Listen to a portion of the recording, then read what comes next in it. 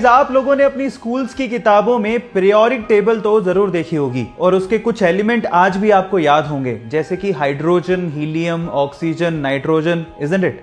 लेकिन क्या आपने थोरियम के बारे में सुना है, जो कि एटॉमिक नंबर 90 पे आता है? थोरियम, थोर ईएम। थोर से मार्वल का वो सुपर हीरो कैरेक्टर याद आता है, पर सवाल ये है कि क्या थोरियम और थोर इन दोनों में आपस में कोई रिलेशन है? जी हां, है। एक्चुअली थोरियम मेटल का नाम थोर से इंस्पायर होके ही रखा गया था। लेकिन आपकी जानकारी को थोड़ा और बढ़ा देता हूं। By the way, German mythology में थोर को द गॉड ऑफ थंडर कहा जाता है और एक्चुअली उसी से इंस्पायर्ड होके थोरियम मेटल का नाम रखा गया था। है ना ये इंटरेस्टिंग फैक्ट? क्या इसके पहले तक ये फैक्ट आप जानते थे? और अगर नहीं जानते थे तो चैट सेक्शन में लिखना मत भूलिएगा। यह सच्ची घटना है गुजरात के वडोदरा के अंतोली गांव की, जहां पर एक किसान एक गाय को लेके आया और उसने उस गाय को अपने घर में बांध दिया। लेकिन उसके लाने के बाद वहां पे अजीब घटना होने लगी। रात को बहुत सारे कुत्ते उस गाय को देख के भूखा करते थे, जिससे किसान परेशान हो गया और उसने इसके कारण का पता लगाने की कोशिश करी और इसके लिए उसने सीसीटीवी कैमरास वहां पर इंस्टॉल करवा लिए। लेकिन जब सीसीटीवी कैमरास के फुटेज सामने आए तो वो किसान देख के हैरान रह गया। हर रात को एक तेंदुआ यानी कि लेपर्ड उस गाय से मिलने आया करता था। जब किसान ने इसकी अच्छे से छानबीन की तो पता लगा कि जब तेंदुआ छोटा था तो उसकी मां की मृत्यु हो गई थी और उसके बाद से इसी गाय ने उस तेंदुए को पाला था और इसी वजह से वो तेंदुआ रात में उस गाय से मिलने आया करता था। गाइज, ये जानवर भी एहसान का फर्ज निभाना जानते हैं, जो कि शायद इंसान भूल गए हैं। आपको ये फैक्ट जान के कैसा लगा? चैट सेक्शन में लिखना मत भूलिएगा।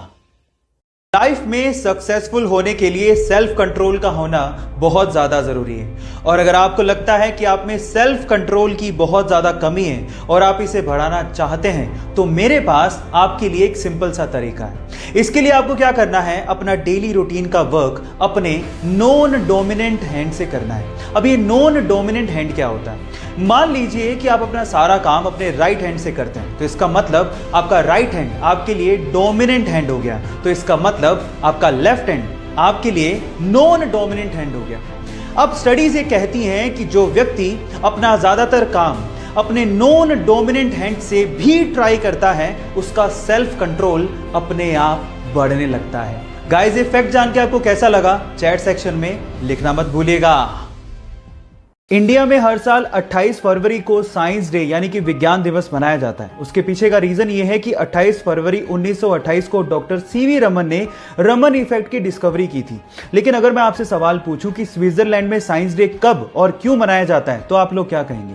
डोंट वरी, मैं आपको इसका आंसर देता हूं। स्विट्जरलैंड में हर साल 26 मई को साइंस डे मनाया जाता है और इसके पीछे का रीजन जान के आपको बहुत प्राउड फील होगा, क्योंकि 26 मई 2006 को डॉक्टर एपीजे अब्दुल कलाम ने स्विट्जरलैंड को विजिट किया था और जैसे ही उन्होंने वहां पे कदम रखा, वहां की सरकार ने 26 मई को विज्ञान दिवस घोषित कर दिया।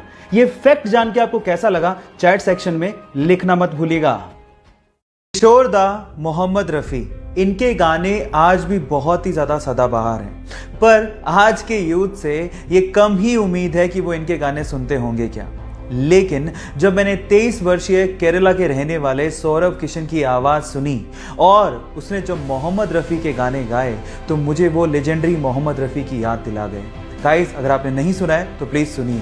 तेरी आँखों के सिवा दुनिया में रखा क्या है, तेरी आँखों के सिवा दुनिया में रखा क्या है। सौरभ 5th ईयर के एमबीबीएस के स्टूडेंट हैं, जिनको इंटरनेट पे उनकी वीडियो वायरल होने के बाद लोग छोटा रफी भी कह रहे हैं। गाइस, आपको इस म्यूजिक सेंसेशन की आवाज सुन के कैसा लगा? चैट सेक्शन में लिखना मत भूलिएगा। गाइस, अगर आप रेड कलर कोक के केन को पानी में डालेंगे तो आप देखेंगे कि वो डूब जाएगा, लेकिन अगर आप डाइट कोक के केन को पानी में डालेंगे तो वो फ्लोट करने लगेगा। सवाल ये कि ऐसा क्यों होता है? आप में से कई लोग शायद ये कहेंगे कि ये मटेरियल की वजह से होता है जो कि कोक के केन को बनाने में यूज हो रहा है, लेकिन गलत। एक्चुअली ये हो रहा है डिफरेंट टाइप की शुगर को यूज करने की वजह से। आपको मैं आपकी जानकारी के लिए बता दूं कि रेगुलर कोक में रेगुलर शुगर यूज की जाती है, जबकि डाइट कोक में एक आर्टिफिशियल स्वीटनर एस्पर्टेम एस्पर्टेम को यूज किया जाता है, जो कि शुगर से काफी गुना ज्यादा मीठा होता है, जिसकी वजह से उसकी बहुत ही कम क्वांटिटी से काम चल जाता है।